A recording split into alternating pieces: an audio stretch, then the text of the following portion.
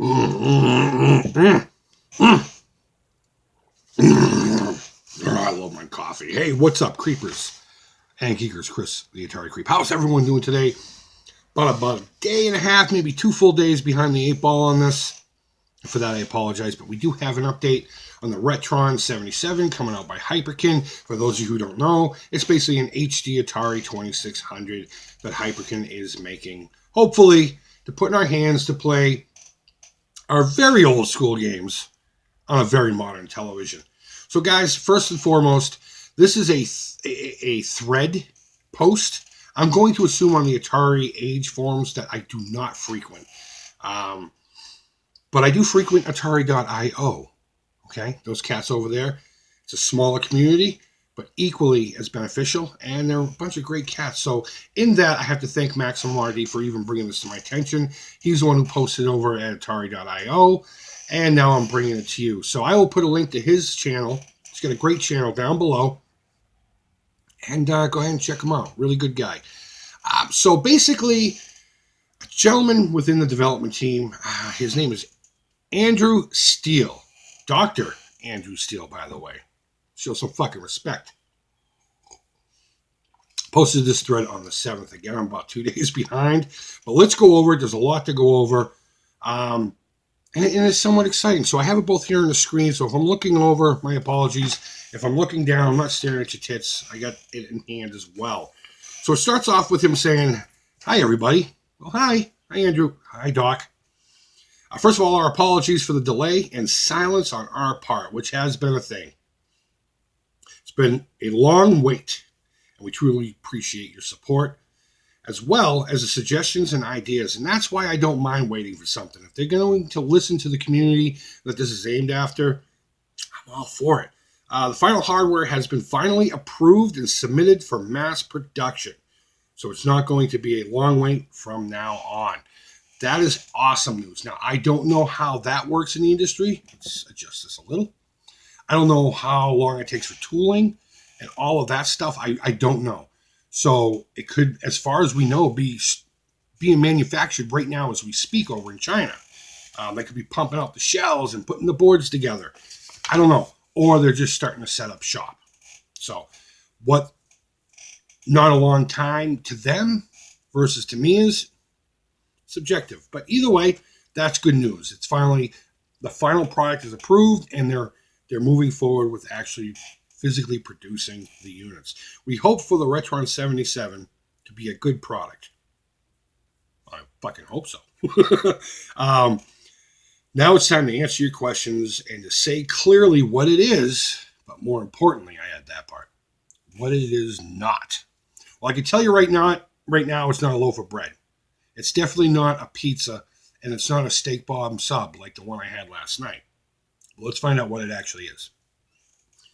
Second of all, yes, we indeed licensed a very early version of Stella. And it's probably just going to have Stella.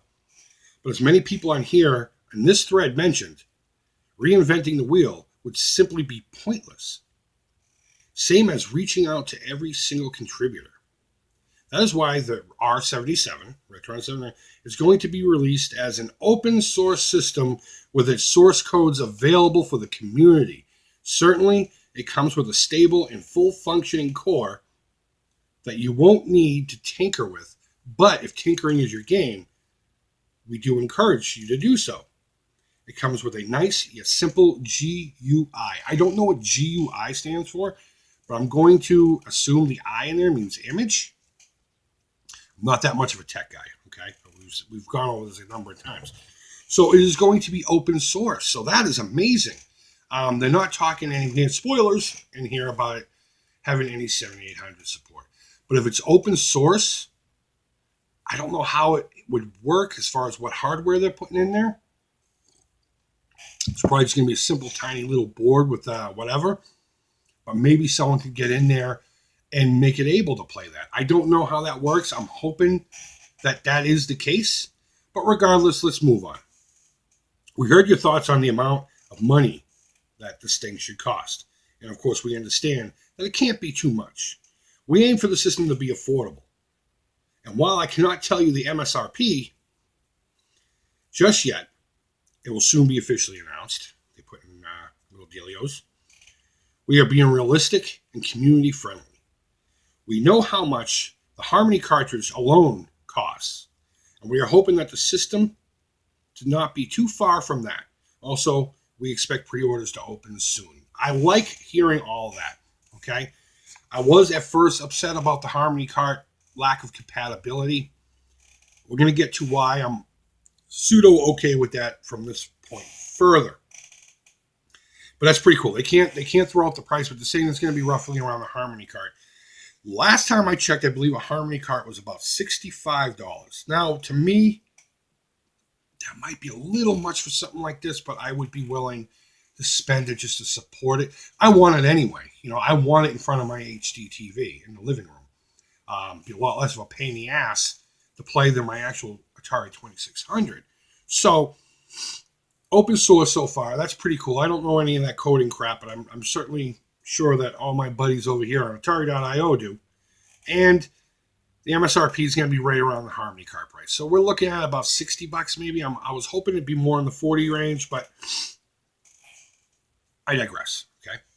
As we promised, it comes with all the necessary switches, excuse me.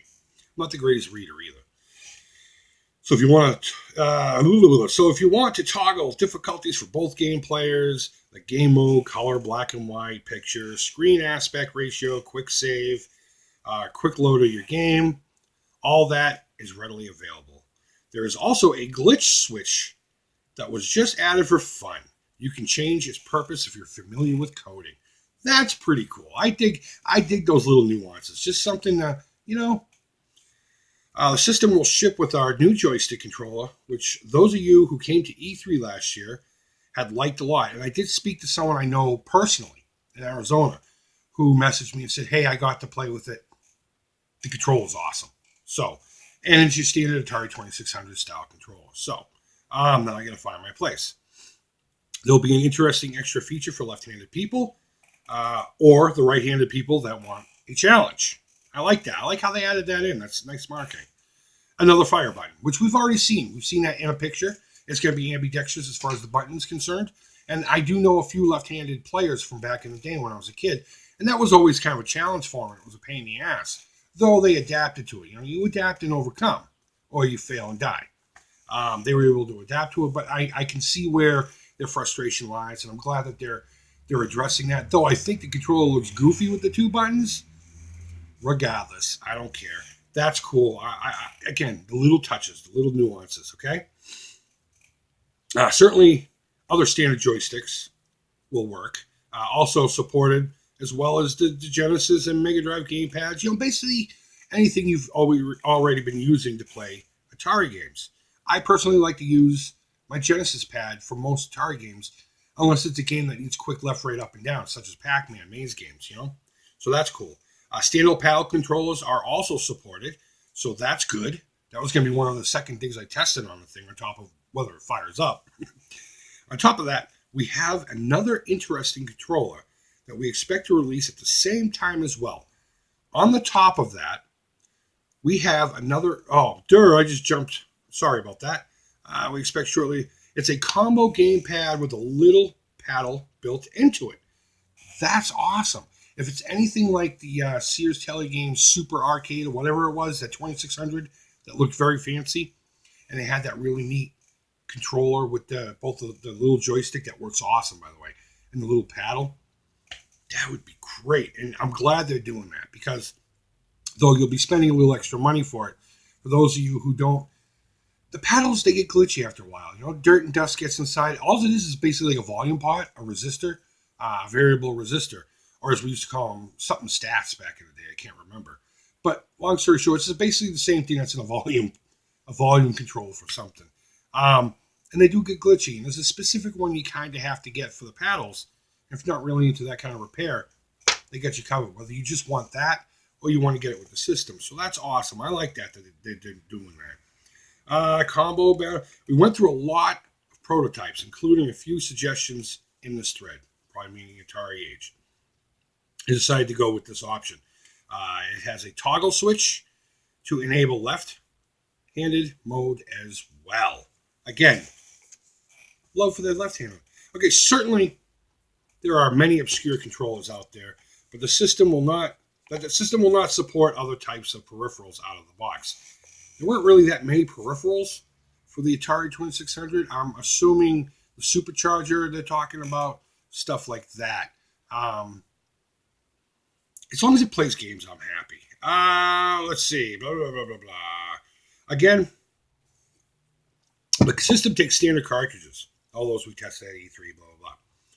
Since it's an open source, we thought it would be a good idea. This is great. This is fantastic. We thought it would be a good idea to equip it with an SD card slot to make it easier for homebrew developers to get on board. That SD card will also conveniently contain the operating system and Stella. How cool is that? They're just going to throw it in there anyway for easy testing.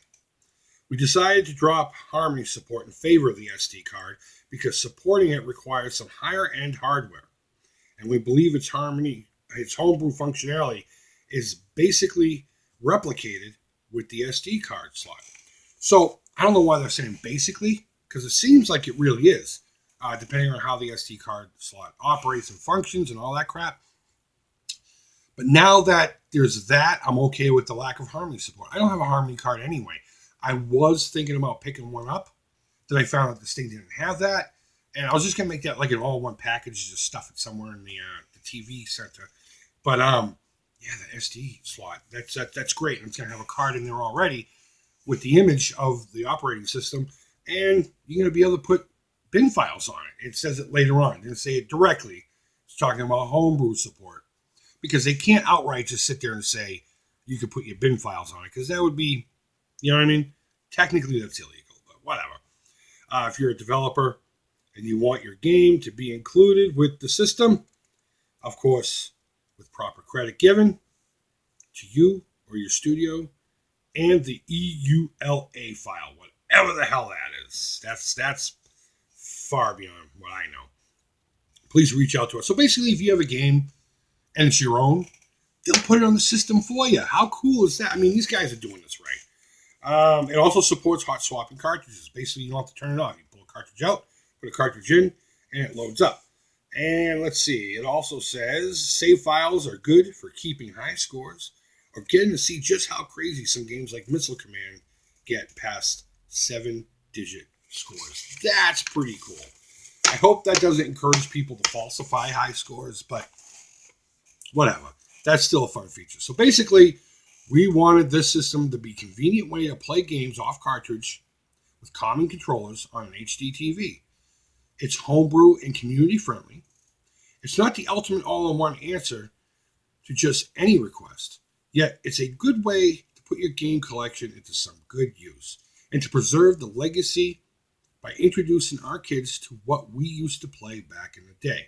With all that said, we at Hyperkin and me personally want to thank everyone in this thread. Your support has made this project possible. Yours truly, Dr. Andrew Steele. And then he goes on to talk about standard cartridges means 4, 8, and 16K games. There may be exceptions, but blah, blah, blah, blah. Homebrew support means the system will also play bin files placed on the SD card. The older version of Stella will not be used. We are fully aware of its limitations. That's basically why, in spite of paying for the earlier version, we decided to go with an open source with this project and use more recent version and to share the source code with the community. So if you remember during the RetroN 5 or whatever it was called, the Hyperkin 5, got into a little bit of pickle with the coding that was inside and what they were using. So they're remedying that right there. But I did want to touch one more thing here. So basically, we wanted the system to be a convenient way to play game cartridges with common controls and HD TV. That's the basic idea of it. Just give me a simple way to plug an Atari system into a modern TV so I can just play it. It's a lot easier. But I like how they're talking about, it's a good way to use your collection, but to preserve its legacy by introducing it to our kids and telling them what we used to play back in the day. Be a lot easier to do that too. So I really enjoy everything that was spoken about in this. I'm going to just call it a message, email, whatever. Very great news. I call it somewhat exciting because it's just another one of those things. I'll believe it when I see it. I know it's coming out. I'm not saying no, it's not going to come out. I mean, it's obviously going to come out. They've just run into a few glitches. They've been paying attention to us. And looks like they're going forward with it, and it's being manufactured. So with everything spoken about here, how do you feel about the system? Are you still going to get it? Has it changed your mind to not getting it? Or has it changed your mind from not getting it to getting it? Go ahead and let me know down below in the comments. I'm excited about this. I would love a test unit of this thing. An early bird kind of, here, demo this. But I got 451 subscriptions. No one's going to give me shit. Either way, on pre-orders, hopefully I'll have it in the bank. Expendable income anyway, and I'll pick it up. If not, I'll eventually pick it up when it comes out. Either way, it's going to be in the Creep's hands, and whether it's sooner or later, I will present my thoughts on it to you guys. I am really excited. Thank you so much, Dr. Andrew Steele, for clarifying a lot of this crap for us and letting us know, giving us hope, because that's what it's really all about, hope in playing games and preserving it, and showing off the little kids that may think that the standard blocks are boring compared to today's HD super duper resolution 80 bazillion frames per second. But I guarantee you, everyone I put a controller into their hands and they played Spider Fighter, they locked on. Phoenix, they locked on. And, I got made fun of a lot of times going to retro nights with my Atari 2600. And those naysayers sat down and played Spider Fighter. And I couldn't get the controller back. So, guys, again, let me know down in the comments what you think about this. Are you excited? Are you going to be picking this up? Do you not give a shit? Either way, thumbs up, thumbs down. All feedback to me is positive. Until next time, guys, take care. Creep it real. And bye-bye.